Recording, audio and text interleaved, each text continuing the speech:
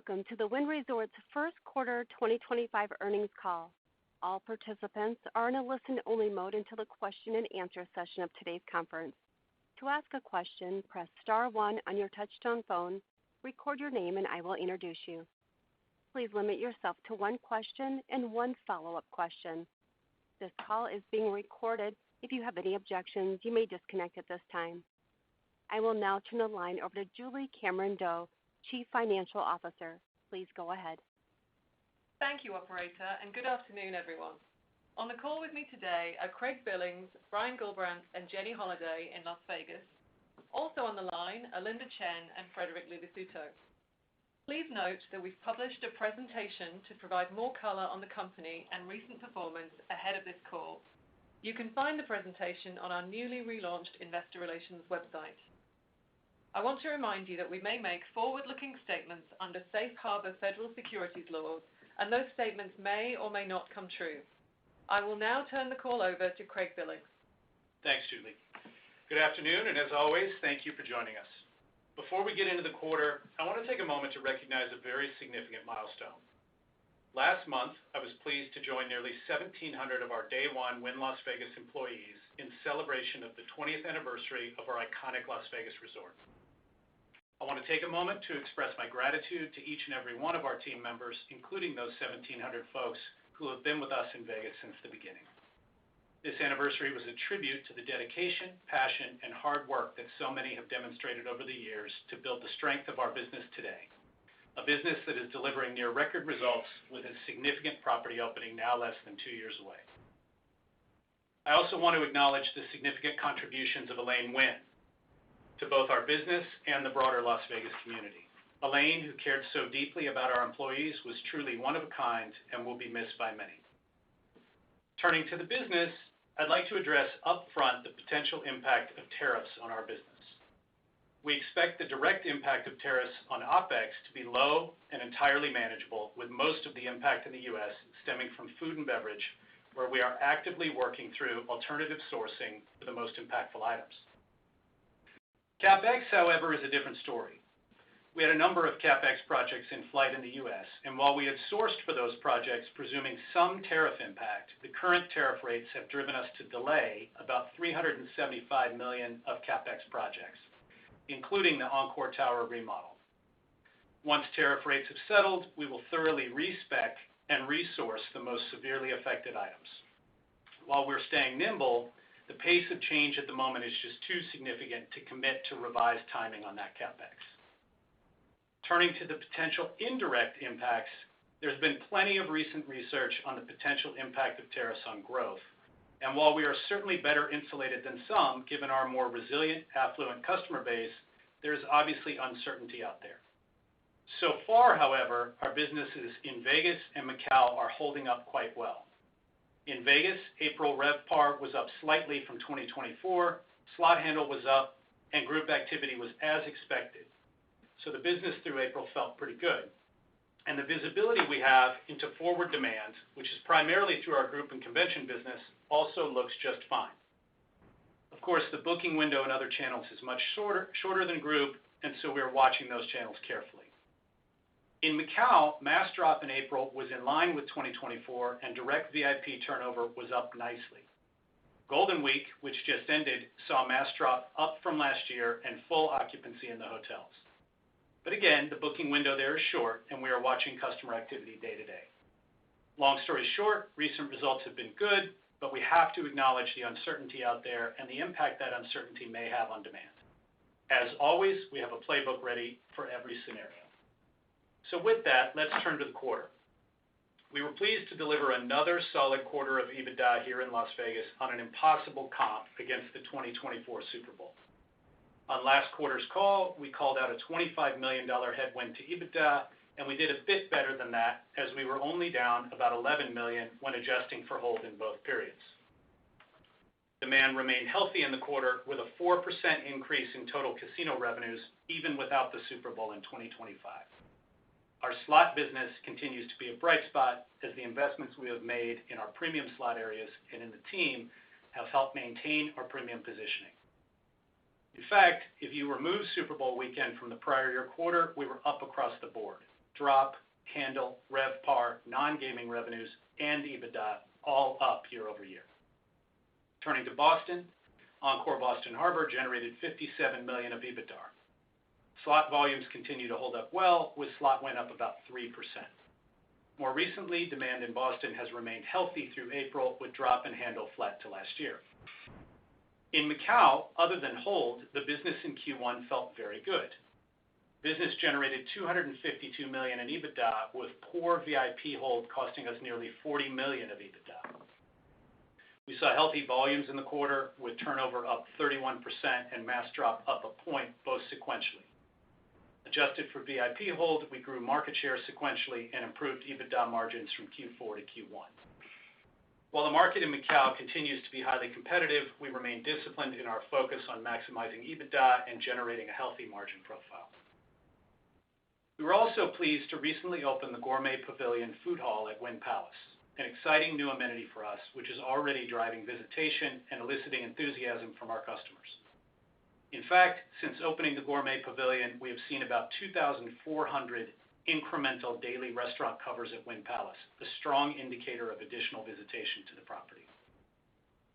Turning to Wynn Al Marjan Island, construction is now up to the 47th floor of the tower, and we will top out later this year. We will soon be commencing with the fit-out of interiors in portions of the building, and we're also now sculpting the elaborate beachside poolscape. We remain on track for our targeted opening date, and we believe the property will be well positioned as the only integrated resort to open in the near term into what several analysts have predicted will be a $5+ billion GGR market. We think this is the most compelling development opportunity in the industry right now. Our future is bright, and as I mentioned last quarter, while our stock price continues to inappropriately reflect the value of our assets, we will buy back stock. To that end, we purchased $200 million of stock in the first quarter and another $100 million thus far in Q2. With that, I will now turn it back to Julie to run through some additional details on the quarter. Thank you, Craig. At Wynn Las Vegas, we generated $223.4 million in adjusted property EBITDA on $625.3 million of operating revenue during the quarter, delivering an EBITDA margin of 35.7%. Removing the Super Bowl weekend from each quarter, revenue and EBITDA were up 5.4% and 2.7% respectively. OPEX excluding gaming tax per day was $4.3 million in the quarter, up 4.1% compared to the prior year due to normal wage inflation from our union and non-union areas and a prior year recovery of bad debt. The team in Las Vegas continues to exercise strong cost discipline and has been able to mitigate the majority of recent payroll-related increases without impacting the guest experience. Turning to Boston, we generated adjusted property EBITDA of $57.5 million on revenue of $209.2 million, with an EBITDA margin of 27.5%. Prior year EBITDA benefited $2 million from a one-time credit to OPEX, in addition to about $3 million of high hold. We've stayed very disciplined on the cost side with OPEX per day of $1.18 million, up just 1% from Q1 24, despite continued labor cost pressures in that market. The Boston team has continued to do a great job of mitigating union-related payroll increases with cost efficiencies in areas of the business that do not impact the guest experience. Our Macau operations delivered adjusted property EBITDA of $252.1 million in the quarter, on $865.9 million of operating revenue, resulting in an EBITDA margin of 29.1% in the quarter. Lower than normal VIP hold impacted EBITDA by a little over $38 million in the quarter. OPEX excluding gaming tax was approximately $2.64 million per day in Q1, flat year on year.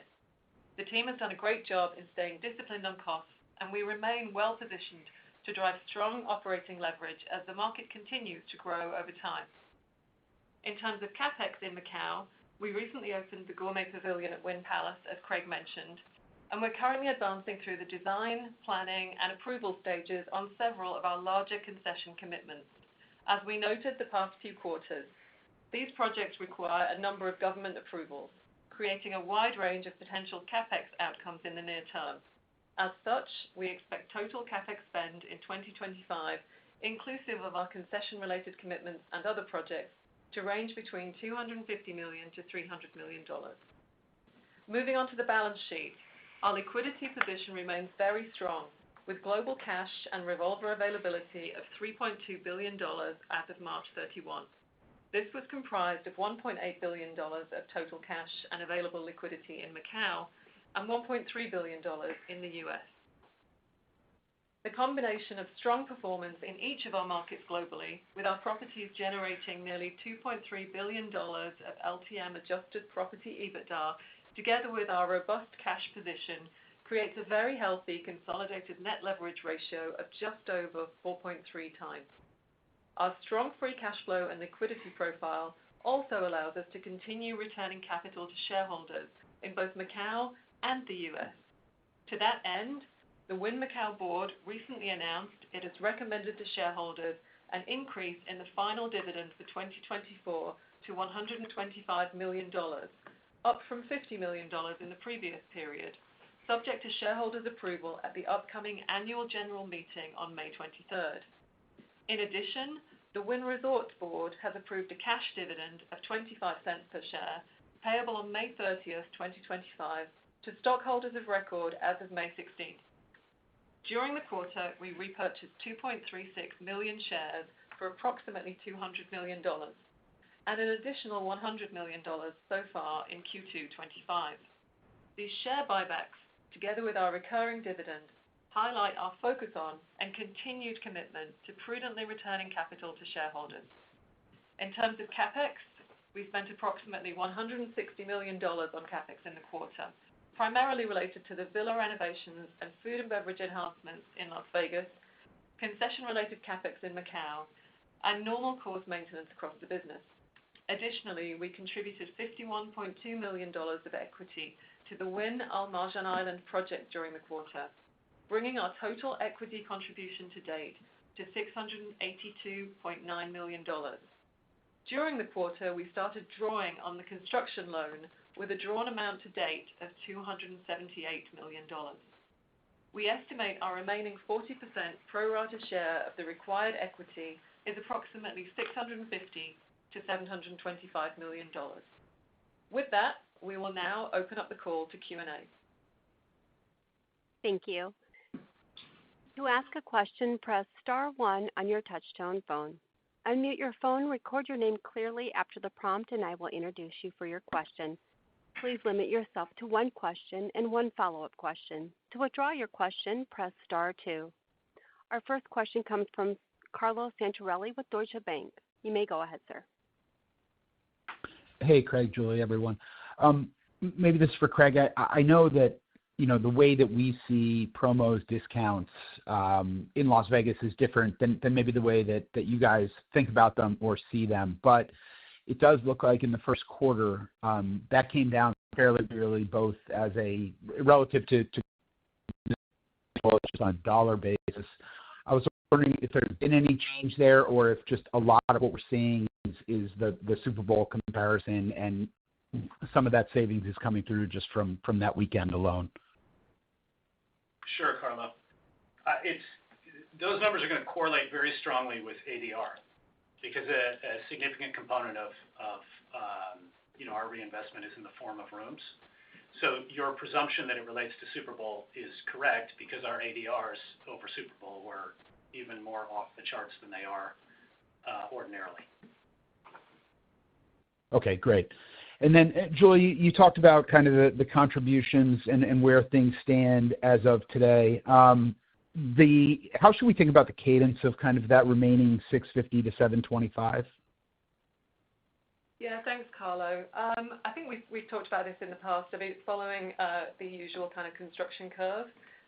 So it's going to be, we'll be deploying that over the course of the remainder of this year and into next year. Okay, great. Thank you. But it is pro rata. It is essentially side by side with the bank financing. For sure. So it is not equity first, bank second. Mm-hmm. Thank you. Our next caller is Shaun Kelley with Bank of America. Hi, good afternoon. Thanks for taking my question.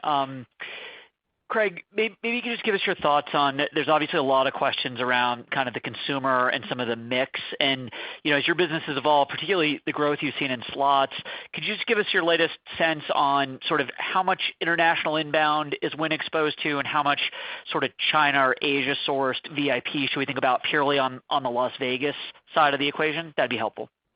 Sure. First step is to bifurcate it between the very high end and not the very high end. On the very high end, we're not seeing really any implications for visitation at all. Outside of that group, post-COVID, international is like 9% of Las Vegas room nights, which is we can easily backfill. And so we do see a decrease in international visitation, particularly from Canada and Mexico, as others have mentioned. It doesn't really impact us much at all. That's helpful. And then, big picture, obviously it sounds like the forward calendar and everything you're seeing on group is consistent and fairly unchanged, which, I think fits with everything we've heard from the market right now. But maybe just your thoughts on sort of the rate picture as we move into the summer, kind of cross Memorial Day. Sometimes that area gets a little bit more volatile. Obviously the booking windows are very short, but anything that you see in activity there or anything you see on the pricing side one way or another that we should be aware of? Nothing from a pricing perspective, nothing out of the ordinary. From a booking perspective, honestly, this last weekend, we had bookings that were well above the norm. And so, look, we can't be naive.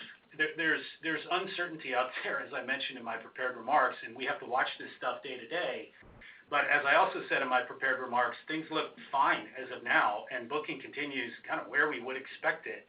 Although, again, as you rightly point out, the booking window is relatively short. So, we'll see once things really start to kick in and the impact of, the decrease in port traffic that you're seeing in LA and the impact of tariffs really set in. We'll see. But as of now, everything's pretty good, actually. Brian, anything you add? I'd say the revenue team and our sales team are continuing to take rate wherever they can. You can look for yourself. Our rates are extremely strong, beating the market. And when we look to 26 on the group side, we're pacing even better than expected. So feeling good about group pace and feeling good about where we are right now. We'll see what happens in the summer. But watching it like a hawk. That's right. Thank you. Thank you. David Katz with Jefferies. You may go ahead. Good evening, everybody. Thanks for taking my question. Can you just talk a bit more about Macau? And we've obviously heard your commentary about the competitiveness in that market, and just talk a bit more about how that manifests and how you respond to it. Are we talking about credit or promotions or what else? What else is manifesting in terms of that heightened competitiveness? Yeah, sure. I mean, I think it's I think one of our peers talked about it on a call regarding the strength of the premium mass market and the importance of the premium mass market to Macau at the moment, and we would clearly second that. I mean, you have a market where the booking window is short, and for a while the promotional environment was probably more player-friendly than it had historically been. That's eased, and what we see is a pretty stable promotional environment now. But it's the day-to-day hand-to-hand combat of getting that customer to make a trip and getting that customer to come to your property. So I can't say it's any one of those things that you mentioned. It's really a combination of kind of all of them.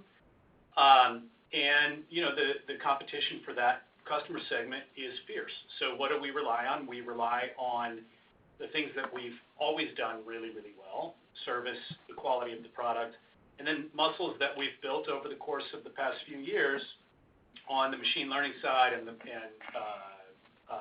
on offer development and offer delivery, on many of the new amenities that we've put in, the complete reconfiguration and changes that we've done in our food and beverage program, the opening of the food hall that we just talked about. All of those things are important to our ability to be competitive. But it's a river of nickels, David. So it's really all of those things, and you got to be prepared to do all of those things and do them well. Understood. And I just want to be clear. Is it notably worse than it was 6 or 12 months ago? And do you have any sense about what the trajectory of that might be in the next 12 months? No, I don't. In fact, I think it's better. So I think everybody came out of COVID. I mean, you had this period of closure, and you had a period in which the junkets were taken out of the market. And so I think you had this period of time coming out of COVID when everybody was kind of finding their footing. I think we were unique coming out of COVID because we were in particularly strong shape coming out of the gates.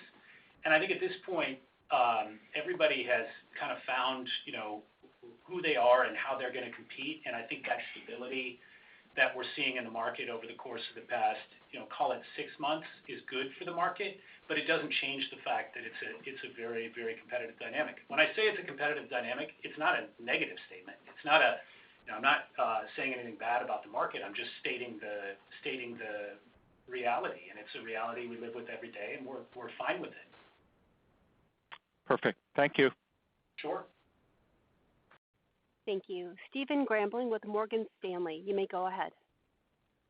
Hey, thank you. Craig, I think in your opening remarks you talked about the disconnect in the value of the stock and your willingness to buy back, which sometimes, you hear about conglomerates and holding companies having discounts. I guess, how do you think about synergies from operating as one business across multiple properties globally and one brand versus perhaps dyssynergies if there ever was an option to consider in separating out properties? Well, taking a single scale business that can pull cash flow from multiple sources and redeploy it into development opportunities globally and turning it into multiple subscale businesses that cannot is probably not a good idea. Second, you have a reasonable amount of cross-property play, and in fact, there are elements of our marketing strategy that are deployed globally. You have a lot of efficiencies in the capital structure by having a business that has more scale and more sources of cash flow. There's a whole litany of reasons that operating the business as a single business makes sense. That's helpful. And one of the first things you said was development. So I'm curious, one of the things that you haven't touched on yet, I don't think, was just around New York. That's something that's been out there a little bit. There's been some waffling from some of your peers. I guess, what's your latest thoughts and maybe any timing thoughts on New York as a development opportunity? Sure. I think the current plan seems to be for the RFAs to be submitted by the end of June with licenses awarded sometime by the end of 25 or early 26. New York's a great potential market, and we're certainly prepared to put together a fair proposal. It's also a complicated market with a lot of considerations. You've heard some of our peers talk about online gaming, and that's certainly a point of concern for us. And we also need to consider the potential impact of tariffs on build costs. So, and then pile on top of that the fact that the local politics are complicated. So we continue to be in the running in New York, but we absolutely will not get over our skis to win the license there. Great. Thank you so much. Sure. Thank you. Our next caller is Robin Farley with UBS. Great, thanks. Just going back to the CapEx that you mentioned you're putting on hold. Can you give us a sense of sort of what projects, and also what's the scale of that, the increase in that CapEx cost? I'm just thinking if that would be similar read-through to your potential New York project in terms of the CapEx impact from tariffs. Thanks. Well, first, the bulk of it is the Encore Tower remodel.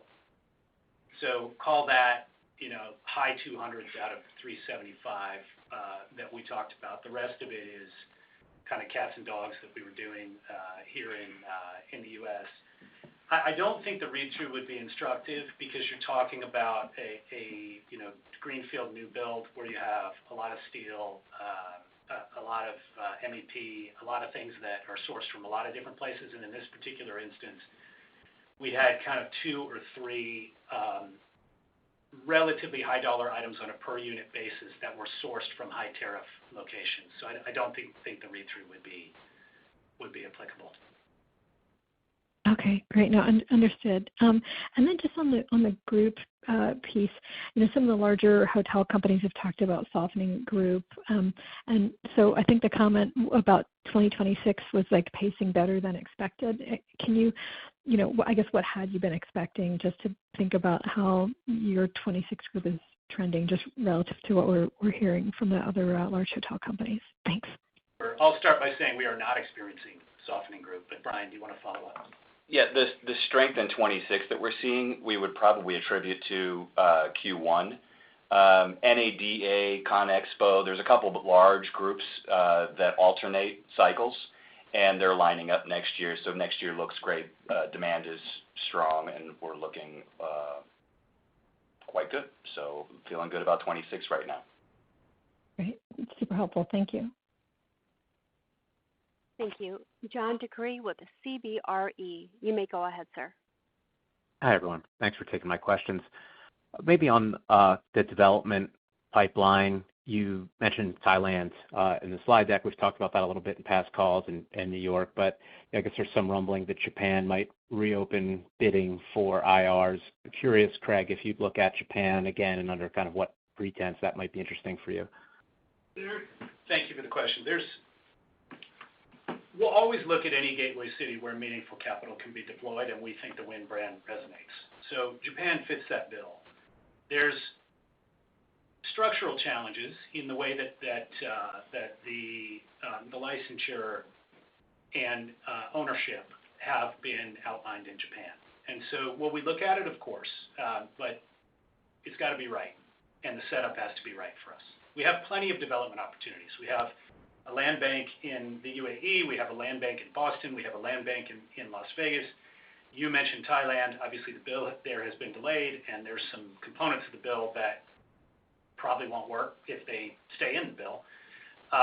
But it's an amazing potential market with unbelievable airlift, infrastructure, tourism, et cetera. So we've got plenty of development opportunities. We would only look at Japan if the setup was right. That's helpful, Craig. I appreciate the insight on that one. And then maybe an easy one. Not sure to the extent inflation or construction cost inflation kind of overflows outside of the U.S., but do you see any risk in global construction costs at the UAE? I think you're contracted there, or even in Macau. Any potential cost increases on CapEx that you've seen? Quite the opposite. Well, two things. One, where we have a substantial portion of the UAE already bought out. So we have very, very strong budget certainty in the UAE. Elsewhere, it's more on the FF&E, on the furniture, fixtures, and equipment side. You have vendors out there that have lost a lot of customers. And so you see opportunities actually from a cost savings perspective. I can't quantify that into any of the projects that we're executing right now because it's too early, frankly, with where we are in the process in Macau. And again, we're pretty much bought out in the UAE. But no, I don't see any spillover effects outside of the U.S. Great. Thanks, Craig. I appreciate the help. Sure. Thank you. Brandt Montour with Barclays. You may go ahead. Good afternoon or good evening, everybody. Thanks for taking my question. So I just want to clarify on the CapEx announcement today on the call with $375 million to spend. The decks that you put up, it doesn't look like there's much difference for the Encore Tower shifting. I'm just hoping you could clarify that, and then specifically for the Encore Tower, I don't think you were expecting much disruption in the year, and so I guess we should sit here and think that there's not much benefit of pausing it for operational considerations. But how are you thinking about how that'll affect the 25 P&L? Sure. Thanks for that, Brian. Yeah, if you look carefully at I think it's page 19 in the presentation, we did keep everything as is, but there's a footnote calling out the $375 million delay. The reason for that, and we debated how to present it, was really because, as Craig said, we can't actually come up with the accurate timing of when that's going to happen. So we don't want anyone to think we are canceling it, because we're absolutely not. We're fully focused on getting it done. We just have to do the work now to figure out, once tariffs settle down, how can we respec and rescope and then reschedule and retime how we're going to do it. So it's still in the CapEx forecast because it's going to happen at some point. It's just we can't be clear on the timing, so we just footnoted it. And it, figuring out the revised timing is not trivial because when we respec pieces, particularly furniture and fixtures, it's not like we're flipping through a catalog, right? We're getting samples created. We're sit testing those. We're beating those up. We're getting feedback from operation, from the finishes. We're giving comments back to the vendor. This is a process that takes a lot of time. So to the extent that we respec a single piece of furniture, we're delayed by X number of months. There's just nothing we can do about that. So as Julie said, once we have certainty on sourcing and once we have certainty on what the tariffs will be from the country of origin on those sources, then we'll recommence. But we just don't know when that is right now. Right now we're selling all the rooms in Encore through end of this year, Brian? Correct. End of this year.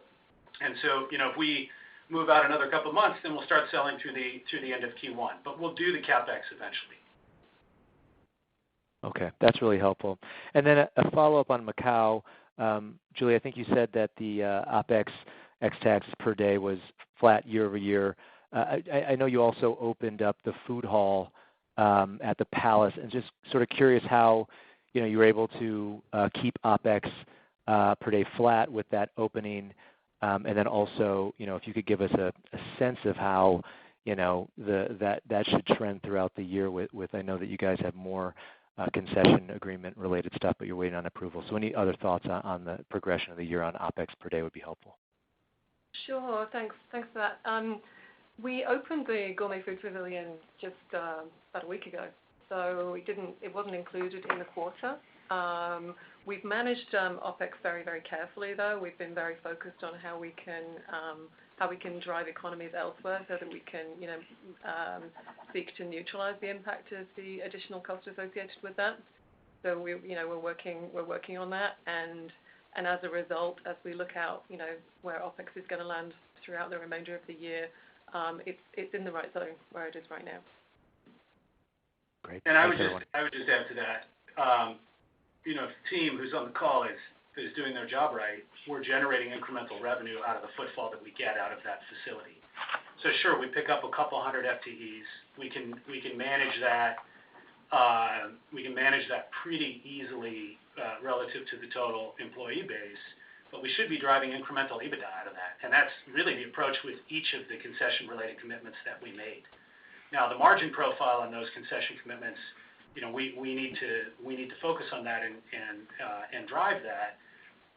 But if we have 2,400 incremental covers that we're doing in Wynn Palace every day, it's a pretty trivial amount of conversion to the gaming floor that we need out of those incremental visitors in order to drive EBITDA that more than fades the OpEx coming out of the food hall itself. Makes sense. Thanks, everyone. Thank you. Ben Chaiken from Mizuho, you may go ahead. Hey, thanks for taking my question. Regarding Wynn Al Marjan, I think in the past we've talked about some of the different player cohorts in three buckets. Number one, inbound to Ras Al Khaimah. Number two, those living in Dubai. And then number three, destination luxury customers. Understanding this is a brand new asset, how would you rank order those in terms of opportunity as you see it? And then anything you can share regarding the expected demand or magnitude of the second bucket, those living in Dubai. Thanks. You either took really good notes or have a great memory. Those are, in fact, the three cohorts that we would focus on. I don't rank order them because each of them is incredibly important. You can think of those markets. You can think of them slightly differently. So, in Las Vegas, as an example, 25,000 people a day come through Wynn Las Vegas, but only 10,000 of them are lodgers. And the rest of them are coming from adjacent properties and from the Las Vegas Strip. That's very akin to the first group that you mentioned, and that's about having sufficient amenities to really get one of their 4 days in Ras Al Khaimah on property.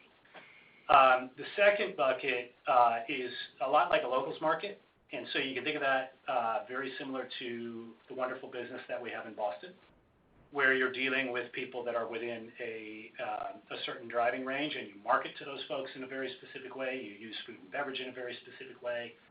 And the third bucket is really the vast majority of our lodger business here in Las Vegas, which is a fly-to market as opposed to a locals market. So from an EBITDA perspective, each one of them is important. And from a vibe and aesthetic and customer experience perspective, each one of them is important, and they each play a role in the programming that we have put into that building.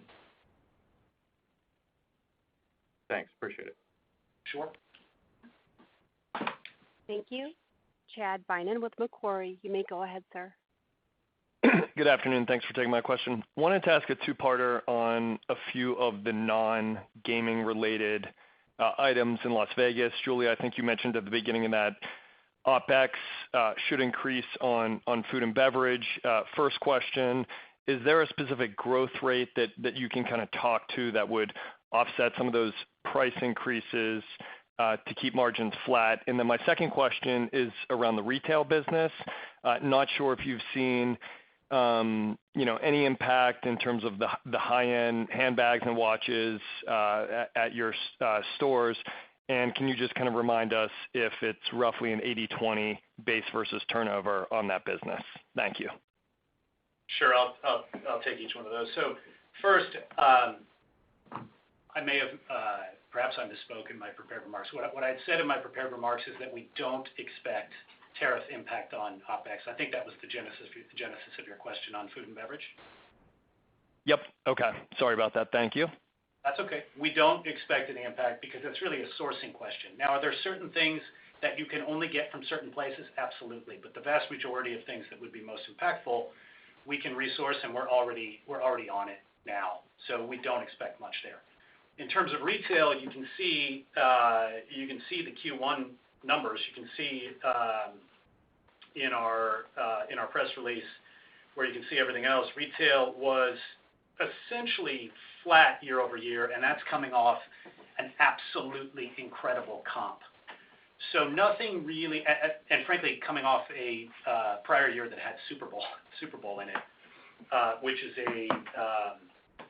was obviously a giant retail number. So nothing of note in retail to talk about, and lease terms vary. Not all over the place, but they vary a decent amount between base rent and percentage of turnover. So there's not a lot that you can infer from our lease revenues about the gross value of goods. Okay. And just to be clear, yeah, my question was kind of going forward on a tariff impact on the pricing of some of those items in the store. So you haven't seen anything thus far in terms of price increases or hearing potential increases from your tenants in April or for the outlook? We have not. I think that's going to come down to retailer by retailer, and those are really, at the end of the day, their decisions. I mean, we're the landlord, effectively, and we do a great job managing our real estate, but we're not in there, obviously, making pricing decisions with them. Great. Thank you very much. Sure. Thanks, Chad. Operator, the next question will be the last one. Thanks. Thank you. And our final question comes from Joe Stauff with Susquehanna. You may go ahead, sir. Thank you. Two quick questions, please, if I could, on Macau. Craig, I was just curious maybe on your observations on the competitive environment, in Macau, Cotai in particular, and whether or not, you are seeing any impact from, say, the new hotel product recently launched from some of your competitors. Sure. Thanks for the question. On the first one, I'll really reference back a bit to how I responded to David. It's a very competitive market. I think you've heard that from a number of our peers. As I said earlier, that competition manifests itself in many, many ways. The promotional environment is actually quite stable, but it's day-to-day, hand-to-hand combat in order to be competitive in that market, and I think that's true for everyone. On the hotel product side, we continue to run full. We continue to have market share that we're very proud of. We are incredibly proud of the state of our assets. We keep them in tip-top shape, and we continue to run the best service levels in the market. So You're right. There is incremental product coming to market. That is absolutely the case. We too have been innovating with CapEx, not on the room side, but in other amenities, as we've talked about pretty extensively on this call. And I like our ability to be competitive there. Thank you. Sure.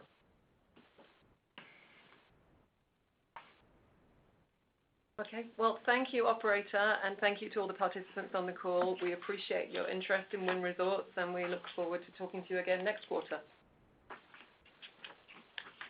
Thank you for participating on today's conference call. You may now disconnect.